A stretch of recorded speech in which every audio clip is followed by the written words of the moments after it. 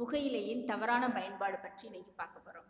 புகையிலை நிக்கோட்டியான டபாக்கம் நிக்கோட்டியான ரஸ்டிகா என்ற தாவரத்திலிருந்து எடுக்கப்படுகிறது. இதில் நிக்கோட்டின் என்ற ஆல்கலாய்டு கிடைக்கின்றது.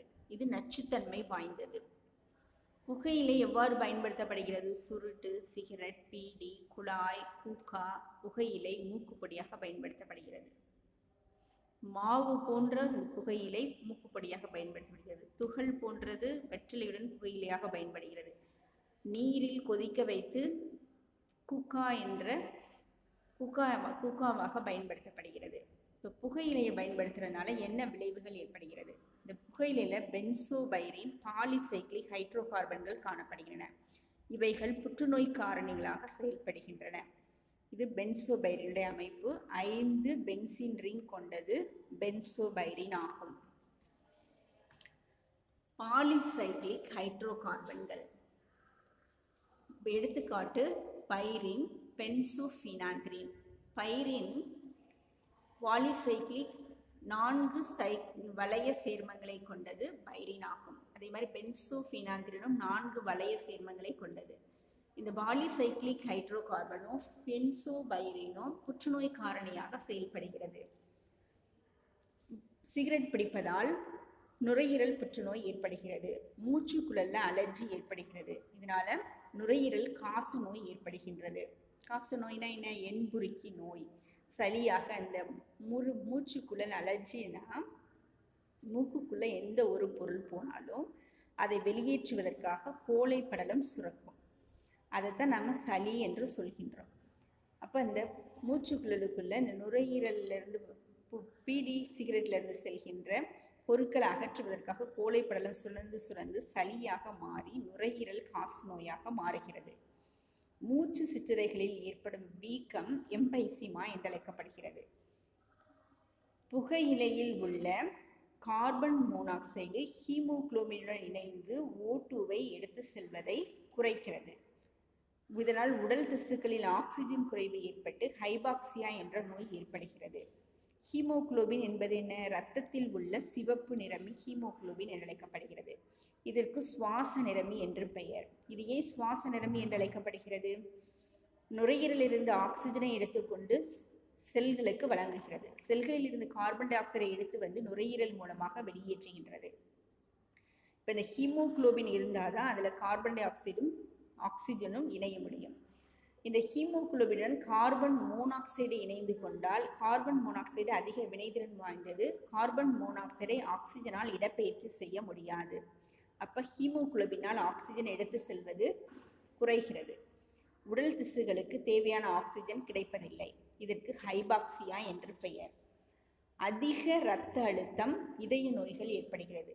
புகைப்பிடித்தலில் வரும் புகையில் உள்ள நிக்கோட்டின் இரத்த குழாய்களுக்குள் உள்ளே படிந்து இரத்த குழாயின் அளவினை சுருக்கி விடுகிறது. இதனால் அதிக இரத்த அழுத்தம் ஏற்படுகிறது.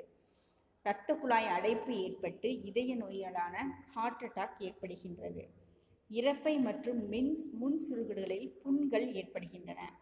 வாய் புற்றுநோய் ஏற்படுகின்றது. இப்போ புகையிலையினால் ஏற்படுகின்ற தீய விளைவுகள் பற்றி பார்த்தோம். இந்த புகையிலையை தடுப்பதற்காக புகையிலை எதிர்ப்பு சட்டம் மே 1, 2004 ஏற்படுத்தப்பட்டது. அதாவது புகையிலையே பீடி, சிகரெட் போன்றவற்றை பொது இடங்களில் பிடிக்கக்கூடாது என்று தடை சட்டம் போட்டப்பட்டிருக்கிறது. புகையிலை எதிர்ப்பு நாளாக மே 31 கொண்டாடப்படுகிறது. மே 31 புகையிலை பயன்படுத்தாமைக்கான விழிப்புணர்வு முகாம்கள் நடத்தப்படுகின்றன. ஆல்கஹாலின் தவறான பயன்பாடு. ஆல்கஹாலை பயன்படுத்துறதுனால மதுவுக்கு அடிமையாதல் ஏற்படுகின்றது. மதுவுக்கு அடிமையாதல் ஆல்கஹாலின் தவறான பயன்பாடு என்று அழைக்கப்படுகிறது.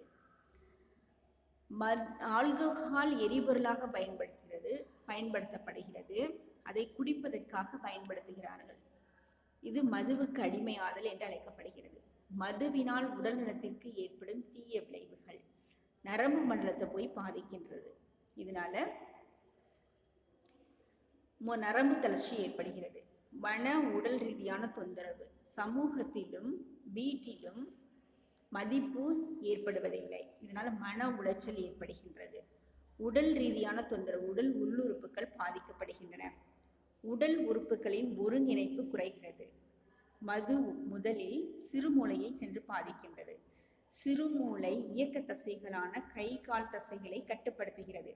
இதனால் உடல் உறுப்புகளின் ஒருங்கிணைப்பு குறைக்கப்படுகிறது. மங்கலான பார்வை விபத்தை ஏற்படுத்துகிறது.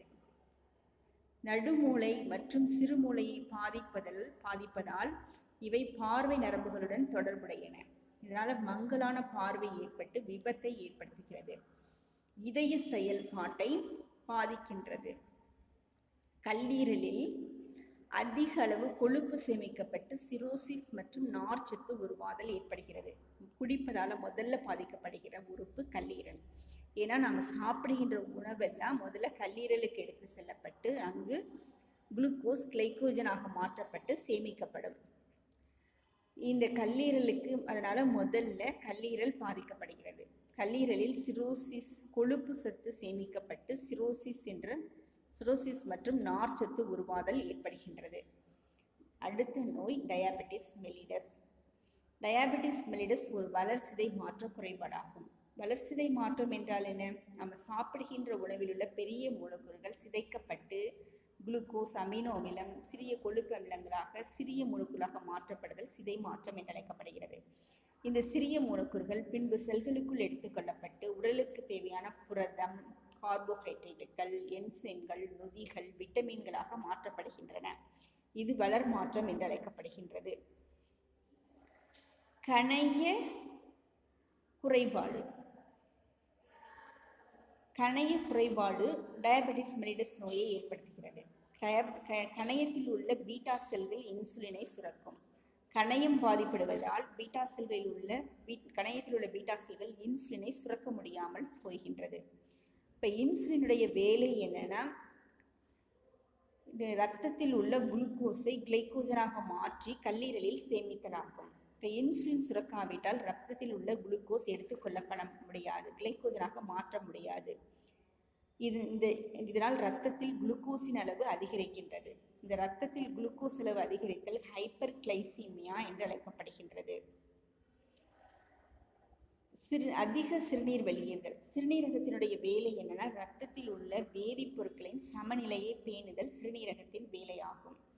அப்போ இரத்தத்தில் குளுக்கோஸ் அளவு அதிகரித்த உடனே சிறுநீர் அந்த அதிகப்படியான குளுக்கோஸை சிறுநீர் வழியாக வெளியேற்றுகின்றது. இதனால் அதிகமாக சிறுநீர் செல்கின்றது, அடிக்கடி சிறுநீர் போகின்றது. இது பாலியூரியா என்று அழைக்கப்படுகிறது. அதிகமாக சிறுநீர் வெளியேறுவதால் அதிக தாகம் ஏற்படுகிறது. இதற்கு பாலிடிப்சியா என்று பெயர். சிறுநீரில் அதிக குளுக்கோஸ் வெளியேற்றம் கிளைக்கோசூரியா என்று அழைக்கப்படுகிறது. இரத்தத்தில் அதிகமான குளுக்கோஸ் இருப்பதனால சிறுநீரில் அதிகப்படியான குளுக்கோஸ் வெளியேற்றப்படுகிறது. இதற்கு கிளைக்கோசூரியா என்று பெயர். இது குளுக்கோஸ் இன்சுலின் சுரக்காததுனால குளுக்கோஸ் கிளைக்கோஜனாக மாற்றப்படவில்லை ஒன்று. அடுத்து குளுக்கோஸ் செல்களுக்குள் எடுத்துக்கொள்ளப்படுவதும் இல்லை. இதனால ஆற்றல் கிடைக்காமல் அதிக பசி ஏற்படுகிறது. இதற்கு பேரு பாலிபேஜியா என்று பெயர். இன்சுலின் குளுக்கோஸை கிளைக்கோஜனாக சேமிக்கிறது. எப்பொழுதெல்லாம் நமக்கு ஆற்றல் தேவைப்படுகிறதோ அப்போது இந்த கிளைக்கோஜன் குளுக்கோகான் கார்பனால் மாற்றப்பட்டு ஆற்றல் கிடைக்கின்றது. இப்போ கிளைக்கோஜனாக சேமிக்காததுனால நமக்கு தேவையான போது ஆற்றல் கிடைக்காமல் சோர்வு ஏற்படுகிறது, எடை இழப்பு ஏற்படுகின்றது. இன்சுலின் குறைபாடு இரண்டு வகைப்படுகிறது. ஒன்று இன்சுலின் சார்ந்த டயாபெட்டிஸ் மெலிடஸ், மற்றொன்று இன்சுலின் சாராத டயாபெட்டிஸ் மெலிடஸ். இன்சுலின் சார்ந்த டயாபெட்டிஸ் மெலிடஸ் 10 முதல் 20% மக்களில் ஏற்படுகின்றது. இன்சுலின் சாராத டயாபெட்டிஸ் மெலிடஸ் 80 முதல் 90% மக்களில் ஏற்படுகின்றது. இன்சுலின் சார்ந்த டயாபெட்டிஸ் மெலிடஸ் இளம் பருவத்திலேயே ஏற்படுகிறது. 20 வயதுக்கும் குறைவான வயதுடையவர்களில் ஏற்படுகிறது. இன்சுலின் சாராத டயாபெட்டிஸ் மெலிடஸ் 30 வயதுக்கு மேற்பட்ட வயதானவர்களிடம் ஏற்படுகிறது. இன்சுலின் சார்ந்த டயாபெட்டிஸ் மெலிடஸினால் எடை குறைதல் ஏற்படுகிறது. இன்சுலின் சாராத டயாபெட்டிஸ் மெலிடஸினால் உடல் பருமன் ஏற்படுகிறது. இன்சுலின் சார்ந்த டயாபெட்டிஸ் மெலிடஸ் பீட்டா செல்கள் அழிவதால் ஏற்படுகிறது. பீட்டா செல்கள் இன்சுலினை சுரப்பதில்லை. இதனால் இன்சுலின் பற்றாக்குறை ஏற்படுகிறது. அதனால இன்சுலினை எடுத்துக்கொண்டால் தான் இந்த நோயை குணப்படுத்த முடியும். இன்சுலின் சாராத டயபெட்டிஸ் ஏற்படுவதற்கு காரணம் இன்சுலின் கணையத்தினால் சுரக்கப்படுகிறது. ஆனால் கணையத்தில் உள்ள பீட்டா செல்கள்லாம் இன்சுலின் சுரக்கப்படுகிறது. இப்போ ஹார்மோன்கள் ரத்தத்தில் கலக்கப்படும். இப்போ இன்சுலினும் ரத்தத்தில் கலக்கப்படுகிறது. எல்லா செல்களுக்கும் ரத்தம் செல்லும் போது இந்த இன்சுலினும் அதனோடு செல்கின்றது. செல்களில் உள்ள இலக்கு செல்களுக்கு இன்னொரு பேர் ரிசெப்டார்கள் இன்சுலினை ஏற்றுக்கொண்டால்தான் குளுக்கோஸ் கிளைக்கோஜனாக மாற்றப்படும். இப்போ இங்கே இலக்கு செல்கள் இன்சுலினை ஏற்பதில்லை. அதனால இலக்கு செல்கள் இன்சுலினுக்கு பதில் வினை புரியாததால் இன்சுலின் சுரந்தும் இன்சுலினின் வேலையாகிய குளுக்கோஸை கிளைக்கோஜனாக மாற்றுதல் என்ற செயல் நடைபெறுவது இல்லை. இது இன்சுலின் சாராத டயபெட்டிஸ் மெல்லிடஸ் என்று அழைக்கப்படுகிறது. இலக்கு செல்கள் இன்சுலினுக்கு பதில் வினை புரியாமை தான் இன்சுலின் சாராத டயபெட்டிஸ் மெல்லிடஸ் என்று அழைக்கப்படுகிறது. இன்சுலின் இப்போ இன்சுலின் சார்ந்த டயபெட்டிஸ் மெல்லிடஸுக்கு இன்சுலினை எடுத்துக்கொள்ள வேண்டும். இன்சுலின் சாராத டயபெட்டிஸ் மெல்லிடஸுக்கு உணவு கட்டுப்பாடு, உடற்பயிற்சி, மருந்துகளால் கட்டுப்படுத்த முடியும். இந்த இன்சுலின் சார்ந்த டயபெட்டிஸ் மெல்லிடஸ் ஏற்படுவதற்கு காரணம் மரபு வழியாக பெற்றோர்களிடமிருந்து குழந்தைகளுக்கு இந்த குறைபாடு ஏற்படுகிறது.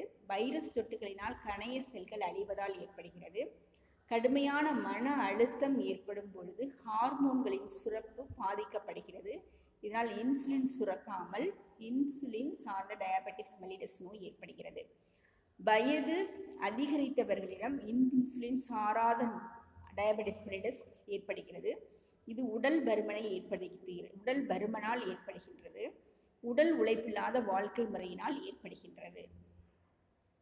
இந்தியாவில் 8 பேரில் ஒருவருக்கு நீரிழிவு நோய் காணப்படுகிறது. நீரிழிவு நோயில் இந்தியா 7வது நாடாக அமைந்துள்ளது. இந்தியாவில் 57.2 மில்லியன் நீரிழிவு நோயாளிகள் காணப்படுகின்றனர். நீரிழிவு நோய் ஏற்படுகின்ற சராசரி வயது இந்தியாவில் 40 ஆகும்.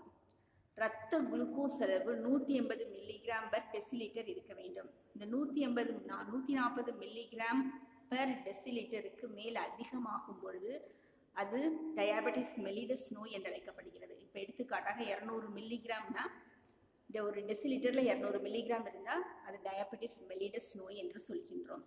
இப்போ உணவு கட்டுப்பாடு, டயபெட்டிஸ் மெல்லிடஸ் நோய் வந்தவர்கள் எப்படி உணவு கட்டுப்பாட்டினை மேற்கொள்ள வேண்டும்? குறைவான கார்போஹைட்ரேட்டை எடுத்துக்கொள்ள வேண்டும். அதாவது சுக்ரோஸ், குளுக்கோஸை தவிர்க்க வேண்டும். சுக்ரோஸ் என்பது சீனி, குளுக்கோஸ் இது 2 கார்போஹைட்ரேட்டுகள். இந்த சுக்ரோஸ், குளுக்கோஸ்களை எடுத்துக்கொள்ளக்கூடாது. நார்ச்சத்து மிக்க உணவான சோளம், கம்பு, கேழ்வரகு, கோதுமை போன்றவற்றை பயன்படுத்த வேண்டும். நம்ம சாப்பிட்ற உணவில் 50 to 55% கார்போஹைட்ரேட்டும் 10 to 15% புரதமும் 15 முதல் 25% கொழுப்பும் இருக்க வேண்டும். இரத்த குளுக்கோஸை இன்சுலின் மூலம் பராமரித்தல் வேண்டும். உடற்பயிற்சி செய்தல் வேண்டும்.